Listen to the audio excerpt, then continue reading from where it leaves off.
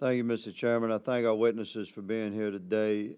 Commissioner Sabatino, could you step through for the record your chain of command above, ma'am, beginning with President Biden and Secretary Mayorkas and coming down through your chain of command? Can you identify the chain of command above you?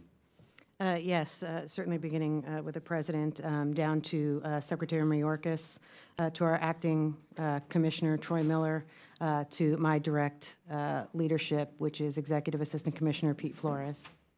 So you are two positions in chain of command removed from Secretary Mayorkas? Just to clarify for the record, based on what you just said? At least two removed. And that essentially is our chain of command, yes. Is there more? No. So you have your two positions in the chain of command removed from Secretary Mayorkas. I'm just asking for clarification. Yes. Okay. Ma'am, thank you for your service. As a Thin Blue Line brother, I very much appreciate the work that you do to help secure our nation.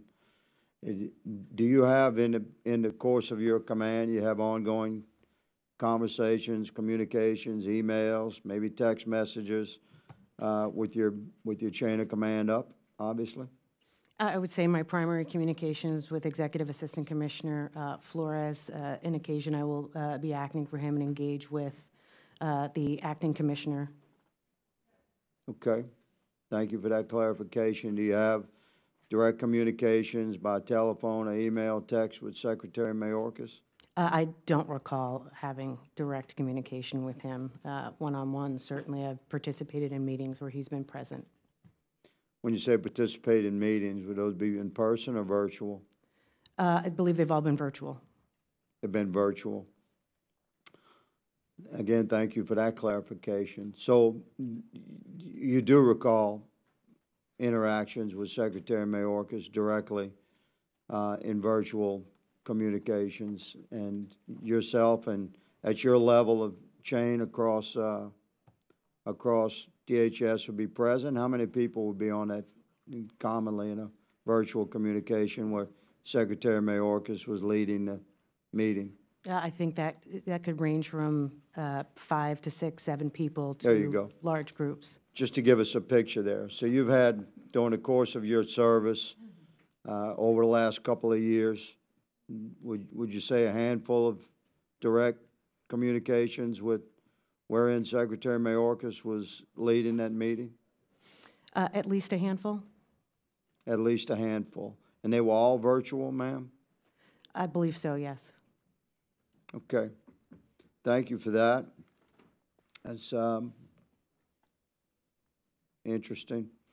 Madam, regarding vessels and vehicles screened at the ports of entry, I've observed operations many times in my trips to the border, and I'm always impressed by the professionalism and the focus of the men and women. They're working long shifts. Many of them are working doubles.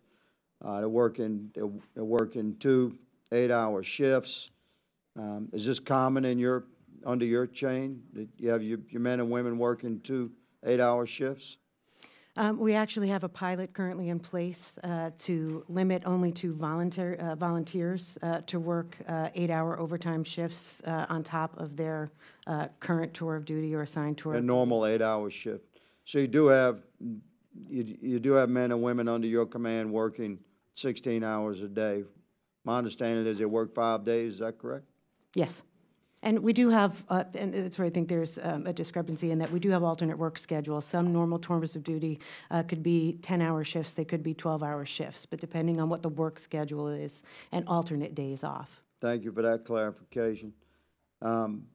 Regarding vehicles and vessels that are screened, just to clarify for the American people, it's my final question.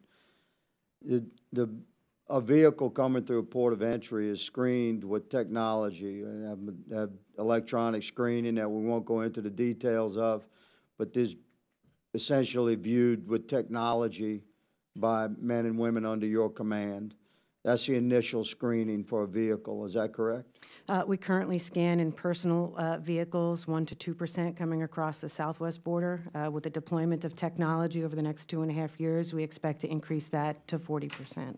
And of the vehicles and vessels that are screened with technology, some are pulled aside for secondary search by actual agents and usually dogs, correct? Yes, they could be referred for a variety of reasons. And is that, in that secondary search, is that where you make your drug seizures? It could be something that's identified right on primary, depending on the concealment, but it also could be secondary NAI screening that could identify anomalies in a search done in our secondary areas. And you had stated that the percentage of secondary screening was what? Let me let you state that. So for passenger vehicles, it's currently 1 to 2%. 1 to 2%. And for commercial vehicles, it's 15 to 17%, with an increase to about 70% with the deployment of new technology. Thank you, Mr. Chairman. My time has expired. I yield.